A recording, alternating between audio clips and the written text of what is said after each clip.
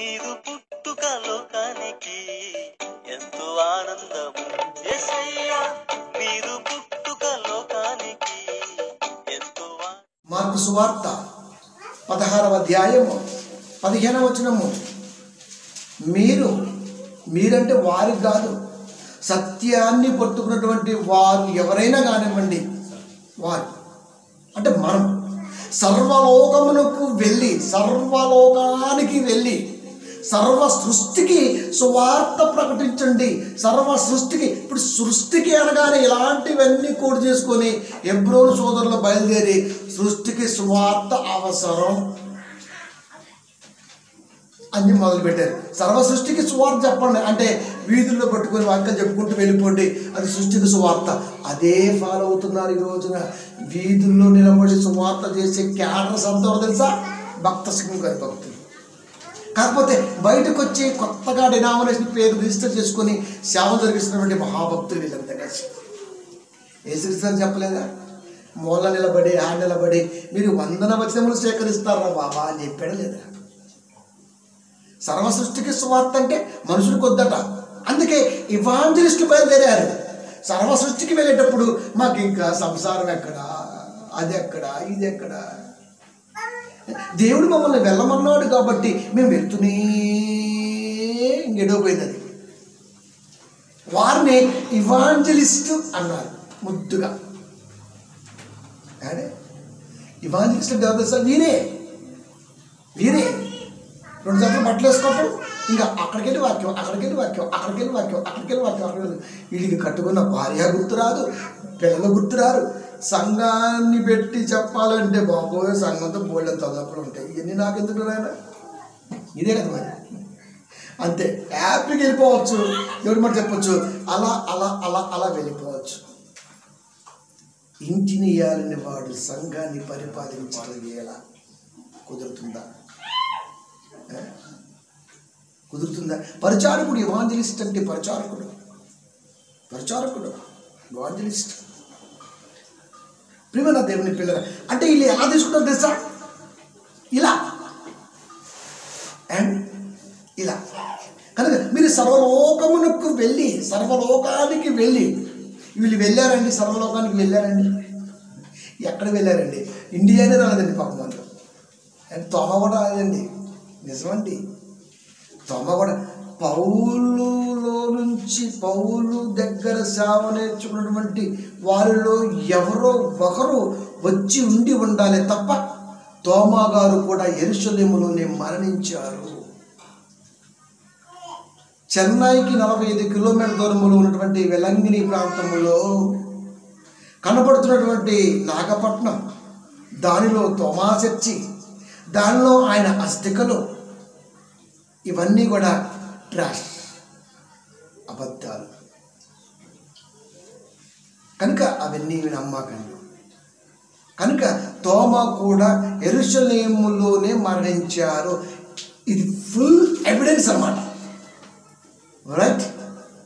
కనుక ప్రియమైన దేవుని పిల్లల సర్వలోకానికి వెళ్ళి అనగానే వారు కనీసం ఇండియానే రాలేదు. ఆసియా ఖండంలో ఒక భాగమే ఇండియా. 56 దేశాలలో ఒక దేశంగా పిలువబడుతుంది ఆసియా ఖండములో ఇండియా. అది ఇక్కడికే రాలా.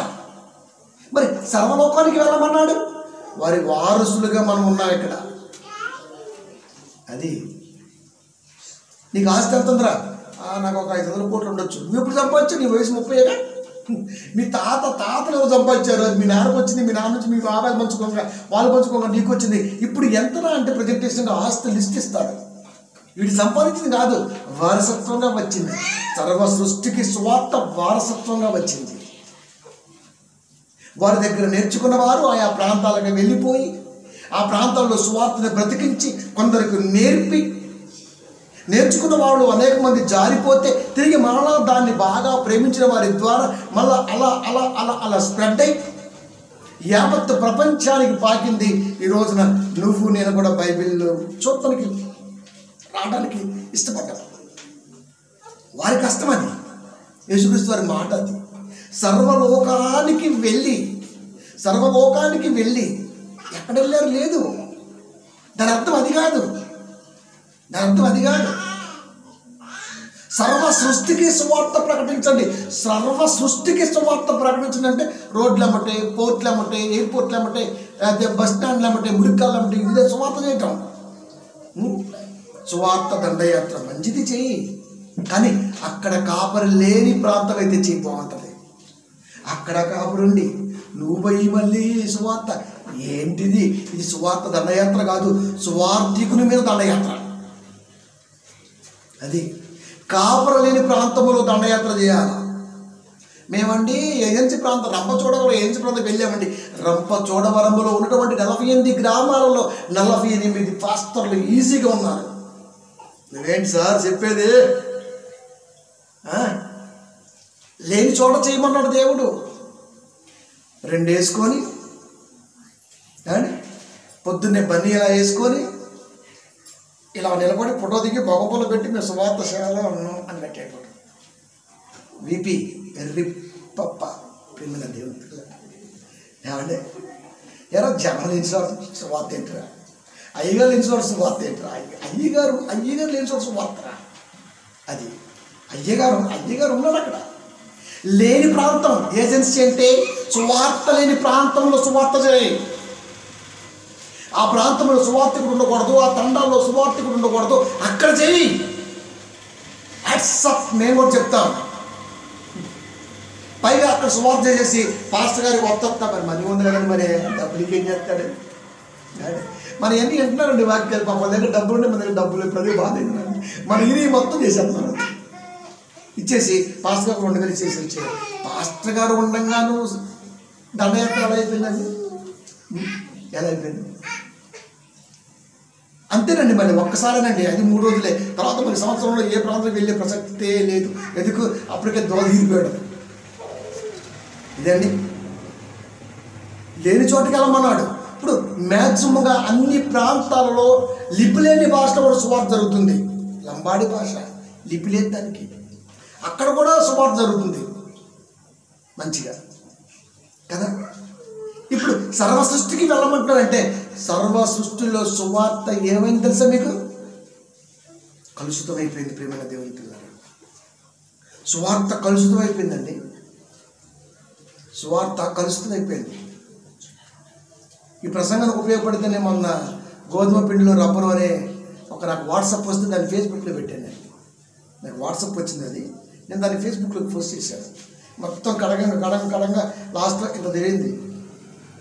ఆశీర్వాద ఆట, అన్నపూర్ణ ఆట, దాంట్లో రబ్బరు పేగులు ఆమలాలతో మిళితమైపోతుంటుంది. దాని మీదకి ఒక లేయర్ వస్తుంది, అది అరగనీయదు. టేబుల్ వస్తుంటే ఊరకు ఏదో అవుతుంటుంది. ఆ తర్వాత దాన్ని కోసి ఆపరేషన్ చేసి కార్పొరేట్కి డబ్బులు దారిపోసి చాలా వరస్ట్ తలంపులండి. ప్రియమైన దేవుని పిల్లలు, అంటే ఎలా ఉంది? ఆశీర్వాద ఆటనే అది కూడా. అన్నపూర్ణ, ఆశీర్వాదం బోలు పేర్లు ఉన్నాయి కదండి. మరి పైగా అట్లాగే లేస్తుంది, కానీ ముద్ద చేసి దాన్ని బాగా కడిగితే కనబడింది రబ్బరు. మనం ఏమంటామో పులకాలేమా ఏ తిను సస్తో నా బిడ్డ తిని తప్పించుకుంటా తెలుసా మీకు? భయం వేస్తుంది నాకు. ఎంతో బాధ్యత మీద పెట్టుకున్న ఈ దరిద్రాలన్నీ మీదకి వస్తే ఏంటి పరిస్థితి? ఏంటి? ప్రియమైన దేవుని పిల్లారా, కనుక ప్రతి దాంట్లో చాలా జాగ్రత్తగా తినే విషయంలో కానీ తాగే విషయంలో కానీ ఆచి తూసి ఈ మధ్యకాలంలో చాలా ప్రవర్తిస్తున్నాం. ఎందుకు? 2021 ప్రసంగాలు మామూలుగా ఉండవు. అంత జాగ్రత్తగా వాటిని తీసుకురావాలంటే నేను అన్ని విషయాల్లో వెనక్కి రావాల్సిందే. అది సర్వలోకములకు వెళ్ళి సర్వ సృష్టికి సువార్తను ప్రకటించండి. సర్వ సృష్టికి సువార్త ప్రకటించండి అంటే సాధ్యమైనంత వరకు రాజ్య సువార్తని స్థిరపరచు అన్నాడు దేవుడు. రాజ్య సువార్త స్థిరపరచు. ఎందుకు ఇంత కష్టపడుతున్నామా అంటే సృష్టి ఏమైనా గుడ్డిదా? ఇది పార్ట్ 1 వారిని యాసాలు ఫస్ట్ దాంట్లో మీకు యాసాల గురించి ఏమి రావట్లేదు కదా. ఏం టెన్షన్ అనమాకండి, ఫస్ట్ భాగమే కదండి. 2, 3 వస్తాయి, 4 వస్తాయి కదా, అదనమాట. కనుక దేవుని ఆలోచన సర్వ సృష్టికి సువార్త ప్రకటింపబడింది. కానీ ప్రకటింపబడ్డ సువార్తల్లో ఎక్కువగా కలుషితం అయిపోయిందండి. కలుషితం అయిపోయింది. ఇప్పుడు కలుషితం అయిపోయింది గనకనే చాలా జాగ్రత్తగా వీటిని చెప్పుకుంటూ విడమర్చుకుంటూ రావాలి. 100 మంది వినకపోవచ్చు, కానీ ఒక్కడు విన్నా దేవుడికి సంతోషమే. ఆ ఒక్కడు విన్నాడు అన్న సంగతి నిన్ను బట్టి ఎవరెవరికి ఆనందం అయ్యా అంటే నిన్ను అబ్జర్వేషన్ చేస్తున్న దోతలకి ఆనందం, ప్రకృతి ఒడిలో ఇంత పెద్ద కన్నేసుకొని నీ ప్రత్యక్ష కొరకు ఎదురుస్తున్న సృష్టికి ఆనందం, లోకానికి ఆనందం. అది ఎవరెవరికంట? లోకానికి, దేవదూతలకి ఆనందం అట. లోకానికి, దూతలకి, మనుషులకి ఆ వాక్యాన్ని ఫిల్టర్ చేస్తుంటే, ఈ ప్రసంగం ఇలా కాదు, ఈ ప్రసంగం ఇలా అని మనం చెబుతుంటే, అబ్బా ఎంత బాగా చెప్పాడండి ఈయన అని సత్యవాక్యంలో ఉన్న మనుషులకి ఆనందం. వారెవ్వ మాకు తెలియని సంగతులు చెప్పాడేంటి అని దేవదూతలకు తెలియని సంగతులు చెబుతామని కళ్ళకన్నా దేవుడికి ఆనందం, దూతలకు ఆనందం. అంటే మనం పండగ అంటే నన్ను చూస్తే పండగ వాతావరణం వచ్చేయాల. దేవుడికి కానీ, మనుషులకు కానీ, దూతలకు కానీ, సృష్టికి కానీ మనం చూస్తే పండగ వాతావరణం వచ్చారు. పండగ అంటే మనం చూస్తే సంతోషపడుకోవాలండి. ఇది కదా పండగ. మనమేమో ఎదురుతుంటాం పండగ పండగ అని. ఏంటి అది కాదు పండగ. పొద్దున్నే డోర్ తీసి ఎలా వచ్చి చూస్తే ప్రకృతి వచ్చేసాడు, హీరో వచ్చేసాడు, పండగ. దేవుడు బయలుదేరాడు, ఇంకా పండగ. దూతలు కూడా అబ్బా ప్రసంగంలో ఏం చెప్తాడు నేను, ఎంత పండగ, వేడుక. వేడుకంటే స్విచ్ బుట్ తీసుకొని జనరేటర్ అయిపోతే లైట్ మొత్తం చీకటి అయిపోతుంది, ఏం కనపడదు. అది అమ్మాయి పెట్టుకున్న మెయిన్ది కూడా వాళ్ళకి కనపడదు. ఎందుకు? లైట్ లేదుగా, లైట్ లేవుగా. అంటే ఇక్కడ మొత్తం వీటి అందం వెనకాల ఎవరున్నారా అంటే జనరేటర్, మన వెనకాల ఎవరున్నారా అంటే జనకుడు. అది కనుక ప్రియమైన దేవుని పిల్లరా, మనం తెల్లవారి బయటికి రావడంతోనే సృష్టి కదండి, డోర్ వేసుకుంటూ లోపల బయటికి రావడంతోనే సృష్టి సంతోషపడిద్దంట. బాస్ బయలుదేరిండు, ఏంటి ఇవాళ మ్యాటర్ మరి. దానికి ఆనందం. చూస్తే ఆనందమా? చూస్తేనే ఆనందం చాలా. తర్వాత లోకం అంటే ప్రసంగిస్తున్న విధానంలో కూర్చున్నవారు లోకం, కూర్చున్నటువంటి ఏరియా యాంగిల్ లోకం. మనుషులు ఇంత గొప్ప వాక్యం, ఇంత బాగుంది వాక్యం. మనం అంటే మనం చూస్తే చాలండి, పండగ వాతావరణం వాళ్ళ హృదయంలో కనపడాలి. ప్రియమైన దేవుని పిల్ల, అది కనపరచాలి అన్నాడు దేవుడి వాక్యం ద్వారా. 1 కొరింథీ 4వ అధ్యాయము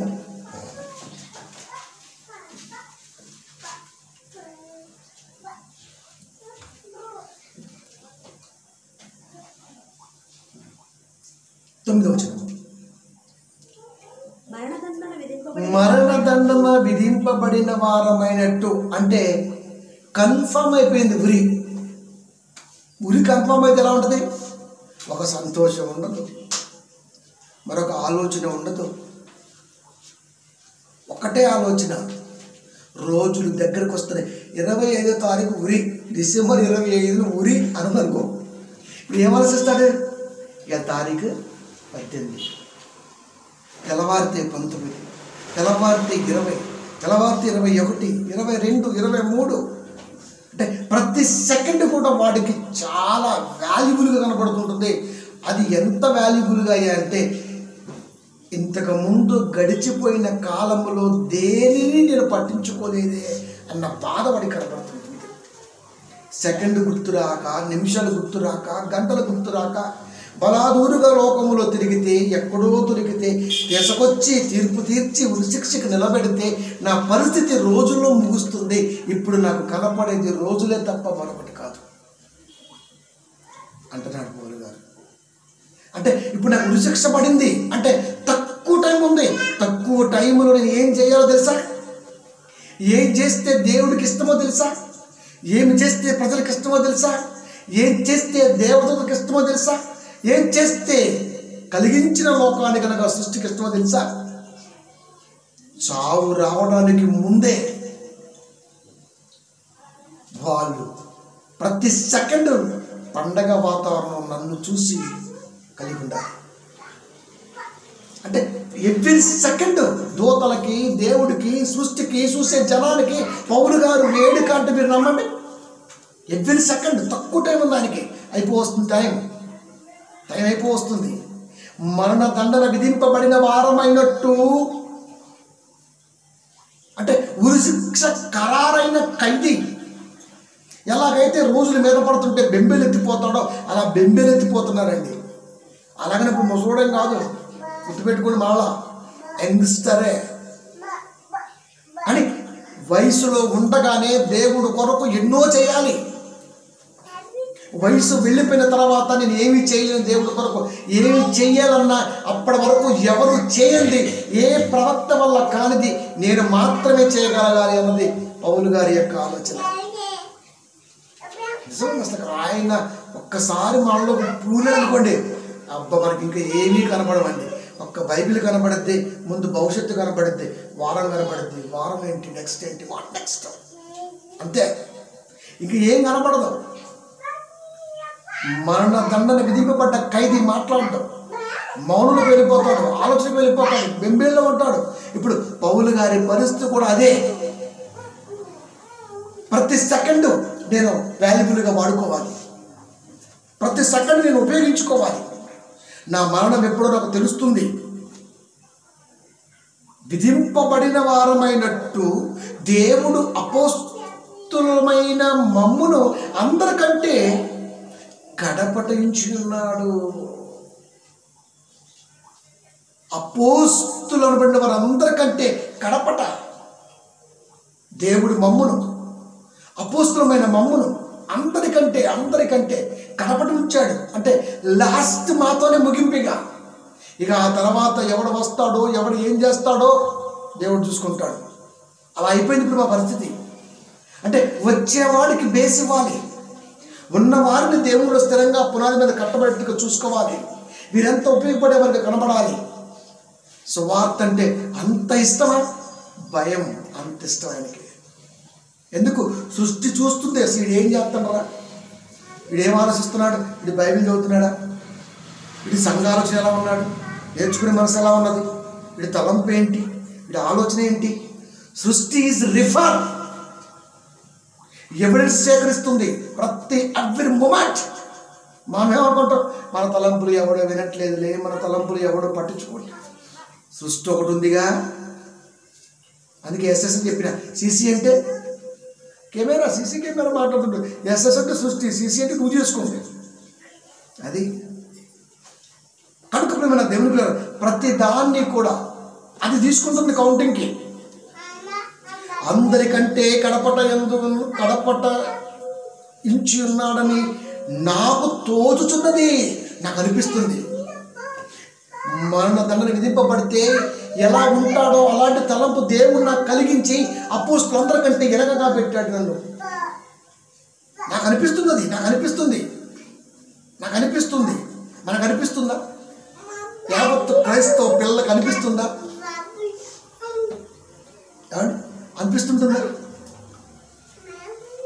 అనిపిస్తుంటుందా? సువార్త కొరకు, తలంపు కొరకు ఇలాంటి ఆలోచన కలిగి ఉండాలి అన్న తలంపు మనకు ఉంటుందా? అలా ఉండాలండి. అలా ఉంటేనే వీళ్ళు జ్ఞానం ఇస్తాడు దేవుడు. అలా ఉంటేనే ఇస్తాడు, లేకపోతే ఇవ్వడండి దేవుడు. అందుకే చెప్తాడు ఏ కొరింథీ పత్రికలో, దేవుడు కూర్చిన జ్ఞానం అందరికీ లేదు. అంటే దేవుడు ఏమన్నా స్వార్థపరుడా? కొందరికి ఇచ్చి కొందరికి ఇవ్వకుండా ఉండడానికి కాదు కదా, ఆ మాట అనసాలదు కదా. అలాంటప్పుడు పైనుంచి వచ్చే జ్ఞానాన్ని ఎలా పట్టుకోవాలో తెలుసుకుంటే బాగుంటుంది కదా.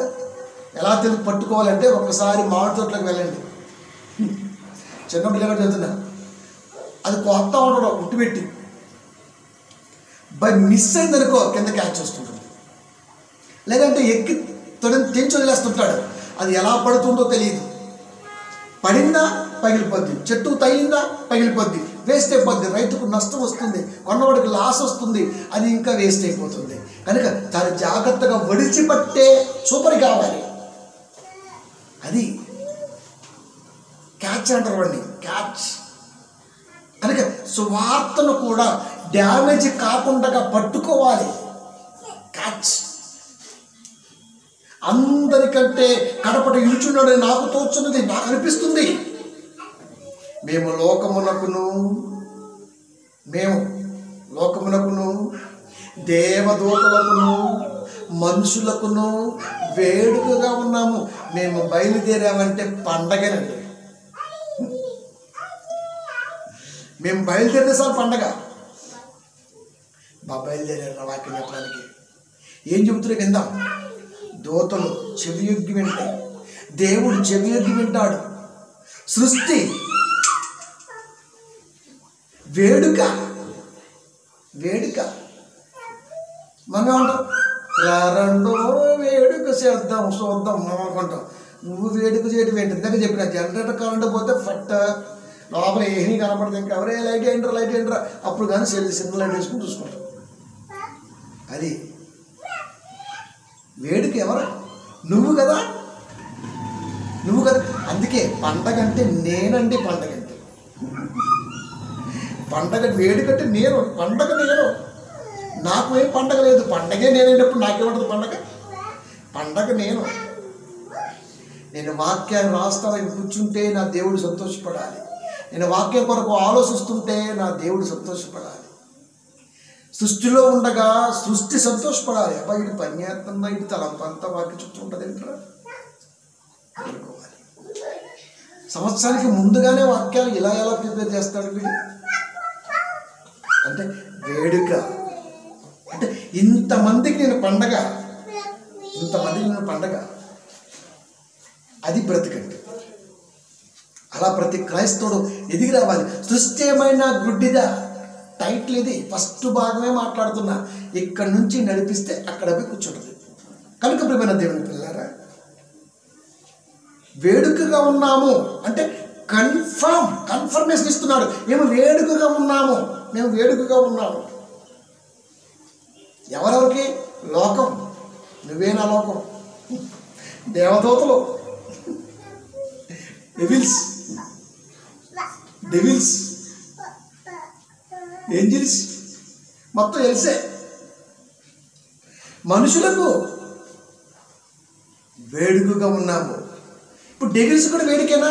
మరి వాయుమండలాధీశుడు కదా, వాక్యం వెళ్ళేది వాడి నుంచే కదా. వాడు ఇప్పుడు వాయువుని ఆధీనపరుచుకున్నాడు. వాడు పరుచుకున్నటువంటి ఆధీనములో దేవుడు కొరకు ఈ రోజున 6 కొట్టబోతుంటే వాడికి ఎలా ఉంటుంది చెప్పండి? నా ఇంట్లో నా గ్రౌండ్లో 6 కొడతాడు ఏంటి? బయట దేశస్తులు మన ఇండియాలో గెలవలేరండి, ఎందుకంటే ఆ పిచ్చోడికి అలవాటు అవుతుంది. మనోళ్ళు అక్కడ గెలవలేరు, ఎందుకంటే ఆ పిచ్చి వాడికి అలవాటు అవుతుంది. పొరపాటును గెలిచేందుకు సొంత పరాయి గడ్డపై భారత విజయం అంటాడంతే. వాళ్ళు గెలిచారనుకో వాడు రాస్తాడు ఇంగ్లీష్లో ఇంత పెద్ద అంటే కాలానికి అనగా టయానికి వాతావరణానికి అనుకూలంగా మారుతున్నటువంటి పిచ్చిని దృష్టిలో పెట్టుకొని బ్యాటింగ్ చేస్తే టీం విన్ అయితే ఆ దేశానికే గర్వకారణం. 11 మంది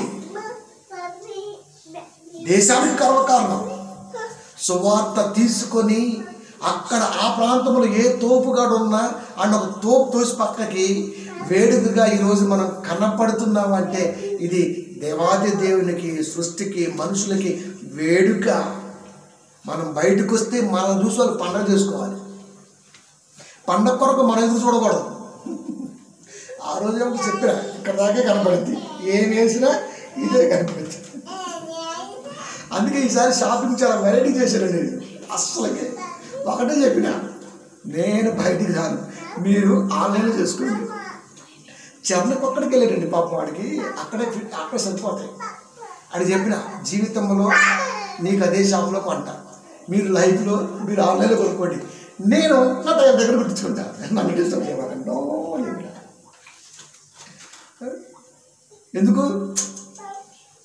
టైం అన్నది దేవుడికి చాలా హెచ్చించాలి. వేడుక. నాకు ఈ పద రాష్ట్రంలో అనిపించింది, అవును ఎంత ఆలోచించితే రాస్తాం కదా, మనం దేవుడికి ఏమన్నా వేడిగా ఉంటాంలే, భరోసా వచ్చేసింది అన్నమాట. వీళ్ళు చూస్తున్నారు మనల్ని, అంటే వీరికి వేడుకగా ఉన్నాం, వీరికి వేడుక మనమే. ఎంత ఆనందం అండి దేవుడికి అసలు. క్రైస్తవ పిల్లల్ని చూస్తే దేవుడికి పండగ వాతావరణం వచ్చేది. దానికి ఎందుకు తెలుసా? ఇది మనం ఎప్పుడు పాటిస్తాం కనుక.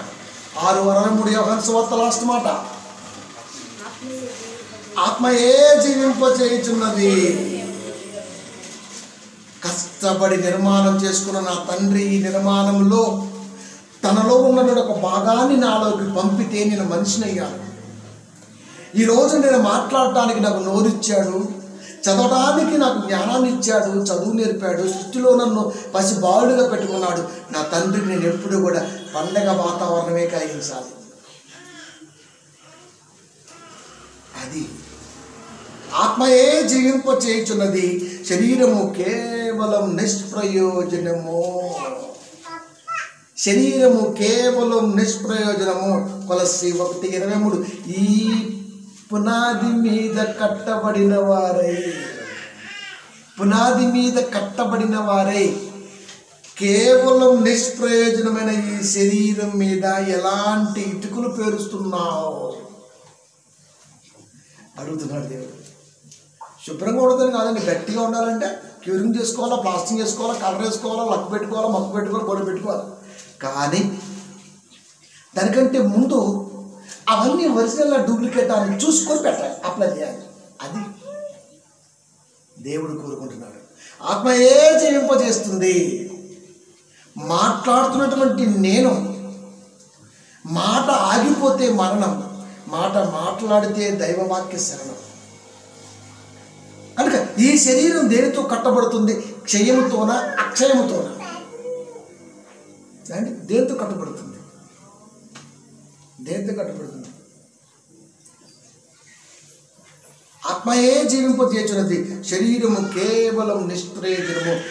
నిష్ప్రయోజనమైన శరీరాన్ని, వాక్యాన్ని పెంచి పోషించడం కొరకు దేవుడు అక్షయమైనటువంటి తలంపు గల వాక్యాన్ని మనలో పుట్టించి కట్టించాలి అనేటువంటి తలంపు కలిగినటువంటి దేవుడికి ఈరోజు మనం వేడుకగా ఉన్నామా లేవా? అది మనం ఆలోచించుకోవాలి. నేను మీతో చెప్పినటువంటి మాటలు ఆత్మయు జీవమునై ఉన్నవి. నేను చెబుతున్న మాట ఆమెను బ్రతికిస్తుంది. ఆత్మయు జీవమునై ఉన్నది. ఆత్మ లోపల ఉంటుంది, జీవము లోకములో కనబడుతుంది.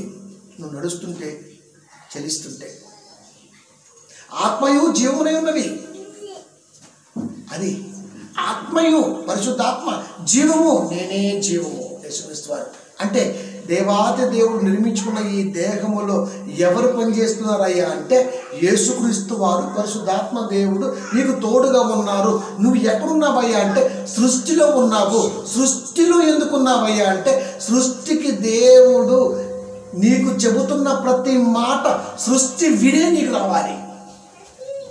అలా వచ్చి ప్రవక్తల ద్వారా రాయించి అక్షర రూపంలో కనిపించి నీకు అందినప్పుడు నువ్వు దాన్ని స్వార్థం కొరకు వాడుతున్నావా, నిస్వార్థంగా మళ్ళీ తిరిగి దేవుడి పిల్ల కొరకు వాడుతున్నావా అన్నది సృష్టి సేకరిస్తున్న నీ వాక్కు ఎవిడెన్స్.